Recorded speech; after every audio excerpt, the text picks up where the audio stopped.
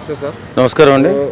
రోజా ఇంకా మనం ఏదో పదవిలో ఉన్నాం, మనం ఇంకా మినిస్టర్ అనుకుంటున్నారో ఏమో కానీ చాలా దారుణంగా కామెంట్స్ చేయడం. పవన్ కళ్యాణ్ గారి పైన అయితే మీరు అప్పుడు చేసిన పాపాలకి, తిరుమల గురించి చేసిన పాపాలకే ఈ రోజు మీ పిల్లడికి పరిస్థితి అన్నట్టుగా మాట్లాడింది ఆవిడ. అట్లానే చంద్రబాబు గారిని, లోకేష్ గారిని, ఎవరిని ఏదో ఇంకా ఆవిడేదో డిక్టేటర్ లాగా, ఆయన వెనకమాల ఇంకా జగన్మోహన్ రెడ్డి సీఎం లాగా భావిస్తున్నారో, లేకపోతే ఏంటి అహంకారం వాళ్ళకి అసలు? అది డబ్బు మదం ఎక్కి దూసేశారు కదా డబ్బులు. 5 సంవత్సరాలు వైఎస్ జగన్ ప్రభుత్వం ఉన్నప్పుడు ఇష్టానురాజ్యంగా దోపిడీ అన్నదమ్ములను అడ్డుపెట్టుకుని, జగన్మోహన్ రెడ్డిని కూడా అడ్డుపెట్టుకుని మొత్తం దోసిపడేశారు మంత్రిగా ఉన్నప్పుడు. అహంకారం తల దిగలేదు ఇంకా. లేకపోతే ఈ దుష్టశక్తిలా బయలుదేరింది రాష్ట్రానికి, తెలుగు రాష్ట్రానికి దుష్టశక్తి ఎవరైనా ఉన్నారంటే తను రోజా. లేకపోతే చిన్న బాబుకి ప్రమాదం జరిగితే ఆ ప్రమాదంలో బాబు బతికి బట్ట కడితే దాన్ని కూడా హేళన చేస్తూ మాట్లాడుతుందంటే ఈ నికృష్ట వనిత నిజంగా ఇలాంటి దరిద్రగొట్టు వనితని ఎక్కడో చూడాలి ఆంధ్రప్రదేశ్లో. దానికి అసలు నీతి, జాతి, లేకపోతే మంచి మానవత్వం ఇలాంటి ఏమీ ఆమె దగ్గర కనపడవు. మరి ఏంటో ఆ పుట్టుక, అలాంటి పుట్టుక. ఎవరిని పడితే వాళ్ళని అంత పెద్ద పెద్ద మాటలు అంటూ ఉంటుంది. ఇప్పుడు ఒక సందర్భంలో చిరంజీవి గారిని ఏముందండి, చిరంజీవి గారు ఎక్కడ ఎవరికి సహాయం చేసినట్టు జీవితంలో చూడలేదండి. ఈమె మంత్రిగా ప్రమాణం చేసి స్వీకారం చేసినప్పుడు చిరంజీవి గారు ఇంటికి వచ్చి వాళ్ళు బట్టలు పెడితే ఆ బట్టలు స్వీకరించి దీవించండి అని చెప్పి కాలు మీద పడ్డ రోజులు మర్చిపోయింది. అంత గొప్ప వ్యక్తి, ఎన్నో కుటుంబాలను ఆదుకున్న వ్యక్తి. తర్వాత తన సంపాదించుకున్న సొమ్ములో 60-70% పేద ప్రజలకే ఖర్చు పెట్టినటువంటి పవన్ కళ్యాణ్ గారిని కూడా ఉచ్చనీచాలు లేకుండా మాట్లాడినటువంటి దుర్మార్గురాలు ఎవరైనా ఉందంటే ఈ దుష్టురాలే. ఆమెను ఏ రకంగా ఎన్ని విధాలుగా తిట్టినా సరే తనకు బుద్ధి ఉండదు. ఈవేళ గోవులు చనిపోయాయని దొంగ ఆరోపణలు చేసి ఈవేళ రోడ్డుకి ఎక్కి ఈవేళ రోడ్డు మీద పడుకుంటుంది వచ్చి. భూమన కరుణాకర్ రెడ్డి అనే అతను, అది క్రిస్టియన్ అతనికేమో దాని దేవస్థాన చైర్మన్ ఇస్తారు. ఇలాంటి నీచ, నికృష్ట, దరిద్రగొట్టు మనస్తత్వం ఉన్నటువంటి వ్యక్తులు ఎక్కువ వైఎస్ఆర్సీపీ పార్టీలోనే ఉన్నారు. కాబట్టి వాళ్ళ ఆరోపణలు పట్టించుకోవాల్సిన అవసరం లేదు. ఈ వనిత ఉంది కదా, ఈ రంగుల రాణి ఏమంటారు, డైమండ్ రాణి, ఈ డైమండ్ రాణిని అసలు పట్టించుకోకూడదు. ఎందుకంటే విడిచేసినటువంటి వ్యక్తి అంటే బూతుకు అనకూడదు.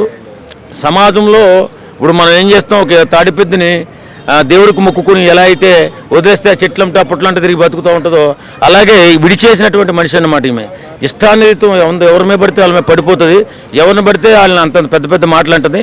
ఇలాంటి దరిద్రగొట్టు ఆడది నిజంగా ఆంధ్రప్రదేశ్లో ఉండడం ఆంధ్రప్రదేశ్కి పట్టిన దరిద్రం అని చెప్పాలి. ఇది ఆమె ఉన్నంతకాలం ఆంధ్రప్రదేశ్ కూడా రాజకీయాల్లో ఉన్నంతకాలం ఆంధ్రప్రదేశ్ బాగుపడుతుందంటే నేను నమ్మను. నమస్తే. రోజా గారు అయితే వాళ్ళ రోడ్డు మీదకి వచ్చి ఇష్టానుసారం ఏదో గోవుల గురించి మాట్లాడుతూ వాటి గురించి మాట్లాడారు.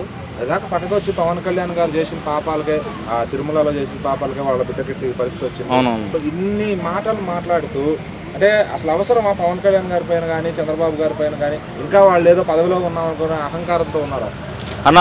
డెఫినెట్గా ఇది చూస్తే రోజాకు మొదటి నుంచైనా చూసుకుంటే మన పవన్ కళ్యాణ్ గారు అంటే పడదు. అంటే ఈ నగరిలో కానీ ఎక్కడైనా కానీ నేను ఇటుపక్క ఉంటే పవన్ కళ్యాణ్ అటుపక్క ఉంటే ఎవరికి ఫ్యాన్స్ ఎక్కువ ఉన్నారు, ఎవరు కోటింగ్ ఎక్కువ పడుతుందని గతంలో మాట్లాడినప్పుడు కూడా చూసుకున్నాము. ఇప్పుడు అదే జరుగుతుంది. కాబట్టి ఇప్పుడు ఆమె రోడ్డు మీదకి వచ్చి మన గోవుల గురించి మాట్లాడింది ఒక ఎత్తు, అంటే మంచితనంగా మాట్లాడిందో అది ఏం మాట్లాడిందో ఆమెకు తెలియాలా. మన పవన్ కళ్యాణ్ గారి గురించి మాట్లాడడం అయితే ఖచ్చితంగా అది పర్సనల్ టార్గెటే, ఖచ్చితంగా గర్జుందే మాట్లాడుతున్నట్లే. ఆమె అది తగ్గించుకుంటే బాగుంటుంది. అదే ఇప్పుడు పవన్ కళ్యాణ్ గారు రివర్స్ అయితే ఆమె బతుకేమైపోతుంది? ఆమె అధికారం ఉంది, ఆమె అధికారంలో ఉన్నప్పుడు అట్లే ఆరిబోరి పోసుకున్న మాటలు మాట్లాడింది, అధికారం లేనప్పుడు అట్లే అంటే ఇదంతా తలపోగురు మాటలు. నెక్స్ట్ సారి కూడా సీటు జగన్మామయ్య సీటు నాకు ఇవ్వాలి, అట్లయితేనే కదా అందరి కన్నుల్లో పడతా. అదే ఇట్లా చేస్తే అంటే పవన్ కళ్యాణ్ గారిని కానీ మన చంద్రబాబు నాయుడు గారు కానీ తిడితే జగన్మామయ్య మళ్ళీ సీట్ ఇస్తారు, సీట్ ఇచ్చే అవకాశాలు ఉంటాయి. నేను మళ్ళీ అందరికి కనబడతా, నాకు మళ్ళీ పాపులారిటీ ఎక్కువ పెరుగుతుంది అంటారు అని ఆమె అనుకుంటుంది. ఖచ్చితంగా ఆమె కరెక్ట్ మొగుడు అంటే మాత్రం అడిగితే హైపరాది అదేది మన కిరాక్ ఆర్పి అన్న ఈ రోజు రోజా గారు, భూమన కరుణాకర్ రెడ్డి గారు వీళ్ళంతా రోడ్ ఎక్కి నానా ఇష్టం వచ్చిన మాటలు మాట్లాడారు. అట్లా రోజా గారు అయితే పవన్ కళ్యాణ్ గారిని ఆయన చేసిన పాపాలకు సైతం వాళ్ళ బిడ్డకు చుట్టుకుందన్నట్టుగా మాట్లాడటం జరిగిందనమాట. అంటే ఆయన ఏదో తిరుమల లడ్డు గురించి మాట్లాడింది, అవన్నీ తీసుకొచ్చి పవన్ కళ్యాణ్ గారిని, చంద్రబాబు గారిని వాంటెడ్ గా తిట్టడం. అంటే ఇంకా వాళ్ళు ఏదో పదవిలో ఉన్నాం అనుకునే అహంకారపూరిత మాటలు వస్తున్నాయి అంటారు, లేకపోతే ఏంటి అసలు? అసలుకి మెయిన్గా ఇలాంటి వాళ్ళకి ధైర్యం ఇచ్చింది ఎవరు? చంద్రబాబు నాయుడు గారు, కూటమి ప్రభుత్వం వీళ్ళకి ధైర్యం ఇచ్చింది.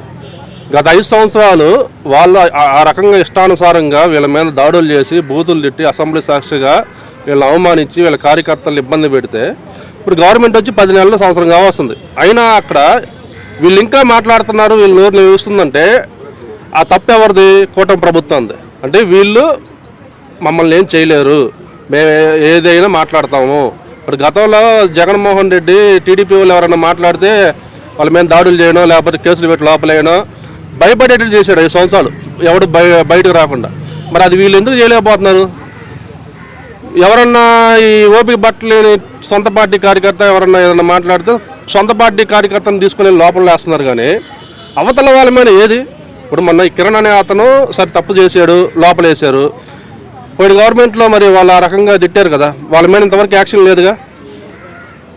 అదే ఇప్పుడు ఏదైనా కానీ గవర్నమెంట్ లోపం. అంటే ఈ గవర్నమెంట్ మనల్ని ఏం చేయలేదు, మనం ఎన్ని తిట్టినా, రోడ్ల మీద వచ్చినా, ధర్నాలు చేసినా, మనం పోయి వాళ్ళ మీద దాడులు చేసినా వీళ్ళు మనల్ని ఏం చేయలేరన్న ధీమాతోనే ఈరోజు వాళ్ళు బయటకు వస్తున్నారు. దానితో ఇప్పుడు ఈ 10 నెలల నుంచి చూస్తుంటే ఎవరైతే పోయిన 5 సంవత్సరాల్లో ఇబ్బంది పెట్టారో వాళ్ళు ఈరోజు కూటమిలో ఒకరు జనసేన అని, ఒకరు టీడీపీ అని, ఒకరు బీజేపీ అని కండవలు వేసుకున్నారు వైసీపీ వాళ్ళు. ఇంకేం చేస్తారండి? ఇప్పుడు ఎగ్జాంపుల్ పోయిన 5 సంవత్సరాలు వీళ్ళు ఇబ్బంది పెట్టారు, పదవులు అనుభవించారు. వాళ్ళు ఏదైనా చేయాలంటే వాళ్ళు ఇప్పుడు వైసీపీలో ఉన్నారా? లేరుగా. చాలామంది కూటమిలోనే చేరారు. వీళ్ళు ఎవరైతే ఇబ్బంది పెట్టారో వాళ్ళు మా పార్టీలో చేర్చుకోమని చెప్పారు కదా గతంలో. మరి ఆ మాట మీద నిలబడాలి కదా. గ్రౌండ్ స్థాయి కార్పొరేటర్ కానించి, ఎమ్మెల్యే కానించి, ఎంపీ కానించి ప్రతి ఒక్కరు మీరు కండ వేసి మళ్ళీ కూటమికి ఆహ్వానిస్తే ఇంకేంది మీరు చేసేది? కార్యకర్తకి ఏమైనా ఆయన జరిగిద్దాడా? ఇప్పుడు వీళ్ళ మంచితనాన్ని వాళ్ళు చేతకందనం తీసుకుంటున్నారు. అదే 100% వీళ్ళ మంచిదనం. వీళ్ళు ఏంటంటే చంద్రబాబు నాయుడు గారు, పవన్ కళ్యాణ్ గారు సరే అప్పులతో కూరుకుపోయిన ఆంధ్రప్రదేశ్ను మనం డెవలప్ చేయాలి, సెంట్రల్ సపోర్ట్, రాజధాని లేదు, అలాగే యువతకి ఉద్యోగ అవకాశాలు లేవు, పోలవరం ఒకటి పూర్తి చేయాలా, సూపర్ 6 పథకాలు నెరవేర్చాలని వీళ్ళు తంటాలు, వీళ్ళు భర్త, వీళ్ళ పనిలో వీళ్ళు ఉన్నారు. ఈ రెడ్ బుక్ అని చెప్పి ఏదో ఒకరి ఇద్దరిని అరెస్ట్ చేశారు. కానీ చాలామంది ఉన్నారు ఈ బూతులు తిట్టిన వాళ్ళు, సోషల్ మీడియాలో బూతులు తిట్టిన వాళ్ళు, అసెంబ్లీ సాక్షిగా బూతులు తిట్టిన వాళ్ళు, వీళ్ళు చాలామంది ఉన్నారు. వాళ్ళందరినీ ఏరు లోపలేస్తే అప్పుడు భయం అనేది ఏర్పడిద్ది. ఈ రకంగా బయటకు వచ్చి తిడుతున్నారంటే అది వీళ్ళిచ్చిన సనువే. వీళ్ళు మనల్ని ఏం చేయలేరన్న భయమే వాళ్ళది. ఇప్పుడు లేకపోతే 10 నెలలు కూడా కాకముందు ఈ రకంగా అంతేందుకు మొన్న కూడా వాళ్ళు వైసీపీ వాళ్ళు బెదిరిస్తున్నారు, కూడా మేము వస్తే రేపు 2029లో మేము ఎంత చూస్తామని. మరి ఆ ఛాన్స్ ఇచ్చింది ఎవరు? మీరేగా.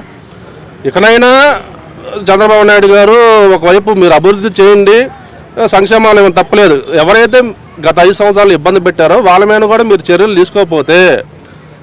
తీసుకోకపోక వాళ్ళ కండవలు వేసి మీరు మీ పార్టీలో చేర్చుకుంటే ఇంకా రాబోయే రోజుల్లో వీళ్ళు ఏముంది, ఈరోజు కండ వేయించుకుంటారు, ఇంకో రేపు ఎలక్షన్ టైంకి ఒకడు ఉండడు, మళ్ళీ వాళ్ళ పార్టీకి వాళ్ళు వెళ్ళిపోతాడు. పార్టీ కోసం కష్టపడ్డ వాళ్ళు 5 సంవత్సరాలు దండించుకున్నారు, పార్టీ కోసం కష్టపడ్డారు. మరలా కూడా వాళ్ళు దండించుకోవాలంటే కుదరదు కదండి. ఈ రకంగా చేసే పని అయితే యాక్షన్ అనేది లేకపోతే కండవలు వైసీపీ నుంచి వచ్చి కండవలు వేయించుకున్న వాళ్ళు రేపు ఎలక్షన్ నాటికి వెళ్ళిపోతారు. దానికి తోడు మీ సొంత పార్టీ కార్యకర్తలు కూడా ఉండకుండా వెళ్ళిపోతారు, ఉపయోగం లేదని. దయచేసి ఇది రిపీట్ కాకుండా ఈ రకంగా బహిరంగంగా రోడ్ల మీదకి వచ్చి తిట్టే వాళ్ళని, ఇలాంటి వాళ్ళ మీద యాక్షన్ తీసుకుంటే మీ ప్రభుత్వం ఇంకో 20 సంవత్సరాలు ఉండిద్దని నేను కోరుకుంటున్నాను. నమస్తే బ్రో. రోజా గారు చాలా రోజులకు మళ్ళీ రోడ్డు ఎక్కారు. అంటే ఈ మధ్యన అవకాశాలు టీవీ ఛానల్ అది ఇది అని చెప్పి వెళ్ళారు. కానీ ఇప్పుడు రోడ్డు ఎక్కి వచ్చి ఆవుల గురించి మాట్లాడుతున్నారు, బాగానే ఉంది. అది మాట్లాడకుండా పవన్ కళ్యాణ్ గారు ఆయన చేసిన పాపాల వల్లే వాళ్ళ బిడ్డకు చుట్టుకుంటున్నాయి. సో ఈ విధంగా మాట్లాడాల్సినంత అవసరం, ఆయన పర్సనల్గా వెళ్ళి తిట్టాల్సిన అవసరం ఉంది, పాయింట్ మీద కాకుండా. అதான் సార్, ఇది మరి அடுத்த పార్టీ లీడర్ని తిప్పితే జగన్ అన్న ఏదో అవకాశం ఇస్తాడు. సో దానివల్ల ఒక హైయర్ పొజిషన్ని తిప్పితే మనం ఇంకా ఫేమస్ అవసరం, మీడియా మన సైడ్ తిరుగుతుంది. దానివల్ల అది మరి మాట్లాడుతూ ఉన్నారు, తప్పు చాలా. రోజా మేడం కొంచెం ఇది మార్చుకోవాలా. మీరు ఒక మంచి లీడర్ ఇంకా సొసైటీలో చాలా ఇంకా ఇది ఉంది, అది మాట్లాడండి. అనవసరంగా మాట్లాడబోతండి ఇదని చెప్పుకుంటాను రోజా మేడంకి.